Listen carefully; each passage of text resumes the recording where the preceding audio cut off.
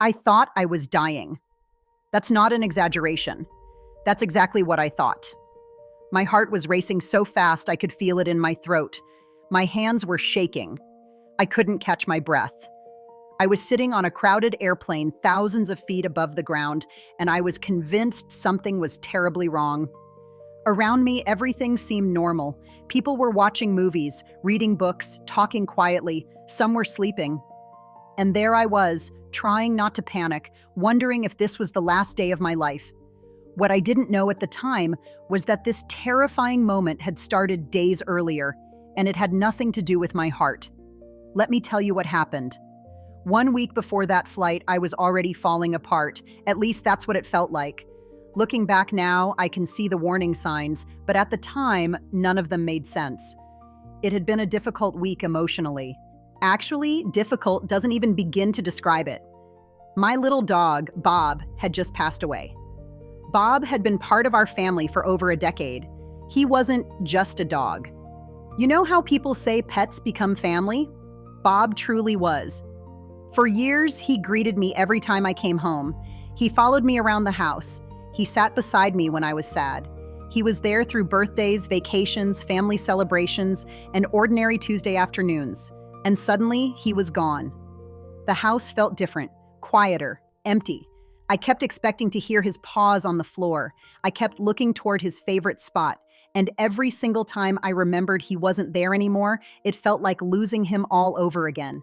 I cried constantly, sometimes for a reason, sometimes for no reason at all. A commercial would make me cry. A song would make me cry. A memory would make me cry. Even writing this now, I can still feel how raw those emotions were. At the time, I blamed grief, and grief certainly was part of it. But there was something else happening too, something I couldn't see yet. I wasn't sleeping.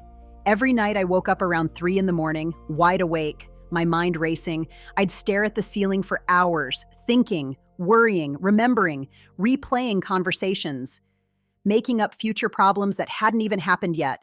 Then I'd drag myself through the next day exhausted. And the more exhausted I became, the more emotional I became. Then came the irritability. And this is the part that still makes me cringe a little, because I wasn't acting like myself. One morning, my husband asked me a completely normal question. I don't even remember what it was anymore. Something small, something ordinary, and I snapped at him, not because he had done anything wrong, not because I was angry. I was just overwhelmed. Everything felt overwhelming. Then later that same day, I lost my patience with the kids. Again, over something tiny, the kind of thing that normally wouldn't have bothered me at all. The moment it happened, I knew I was being unreasonable, but somehow I couldn't stop myself. And afterward, I felt guilty. Very guilty, because I wasn't recognizing the woman I was becoming. I remember sitting alone later that evening thinking, what is wrong with me? That question followed me everywhere. And a few days later, our family left for a trip. The World Cup was happening. Not the most recent one, the one before that. We had planned this trip for months. The idea was simple. Fly there, enjoy the games, spend time together, create memories. It was supposed to be exciting, and part of me was excited, but another part of me felt exhausted before the trip even began. The morning of the flight was chaotic. I was emotional, sleep-deprived, still grieving Bob, still carrying guilt about the arguments, still feeling unlike myself. But I kept telling myself I was fine, because that's what so many women do. We keep going, we keep functioning, we keep smiling, even when something inside us is struggling. The argument with my husband happened at the airport, and honestly, it was ridiculous. The kind of argument that sounds silly afterward. I don't even remember exactly what started it. Maybe it was about luggage. Maybe it was about timing. Maybe it was about directions. It doesn't matter. What matters is that my reaction was completely out of proportion. And afterward, I remember thinking, why am I acting like this? But I didn't have an answer. Then we boarded the plane. At first, everything seemed normal. I settled into my seat. The plane took off. People relaxed. The trip was finally beginning. Then something changed. At first, it was subtle, a strange feeling in my chest, a little tension, a little discomfort. Then my heart started racing, fast, really fast. I tried taking a deep breath. It didn't help. I tried distracting myself. It didn't help. The faster my heart raced, the more frightened I became, and the more frightened I became, the worse it got. I remember looking around the cabin.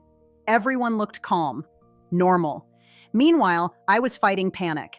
My mind immediately jumped to the worst possibilities: heart attack, medical emergency, something serious, something dangerous.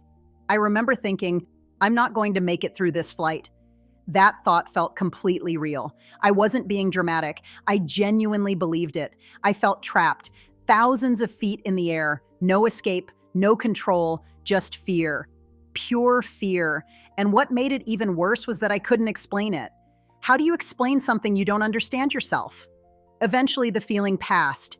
Not immediately, not quickly, but slowly. And when it did, I was left exhausted, emotionally exhausted, physically exhausted, mentally exhausted. The trip continued. The games happened. The photos were taken. The memories were made. But inside, I knew something wasn't right. When we returned home, I finally told a close friend everything: the grief, the crying, the anxiety, the sleepless nights, the irritability, the panic attack on the plane, everything. And after listening quietly, she asked me one simple question. Have you considered that this might be menopause?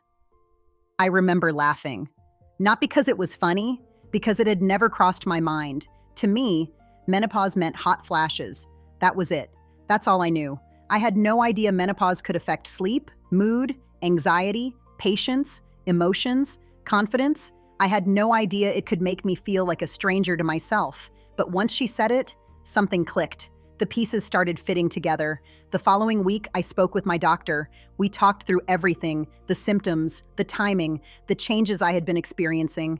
And for the first time, I had an explanation. I wasn't losing my mind.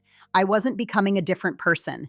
I wasn't weak. I wasn't broken. I was entering menopause. And honestly, that diagnosis brought enormous relief.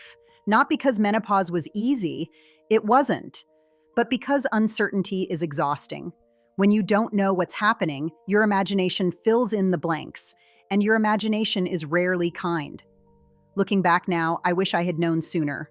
I wish someone had told me that menopause could look like anxiety. I wish someone had told me it could feel like grief on top of grief. I wish someone had told me it could make small problems feel enormous. Most of all, I wish someone had told me that I wasn't alone. Because if you're watching this right now and you've experienced something similar, I want you to hear me clearly. You're not alone either, and you're not imagining it. The emotional symptoms of menopause are real. The anxiety is real. The brain fog is real. The irritability is real. The exhaustion is real. And none of those things make you weak. Today, when I think back to that flight, I no longer remember it as the day I thought I was dying. I remember it as the day my body finally forced me to pay attention. The day I stopped pretending everything was fine. The day I realized I needed help, understanding, and compassion, especially from myself. So let me ask you something. Have you ever had a moment during menopause when you thought something was seriously wrong, only to discover it was related to hormonal changes? I'd love to hear your story in the comments. And if this video helped you feel a little less alone, please like, subscribe, and join our Reset After 50 community. Because sometimes the most powerful thing we can hear is this: you're not losing yourself. You're simply going through a season that millions of women have walked through before, and you will get through it too.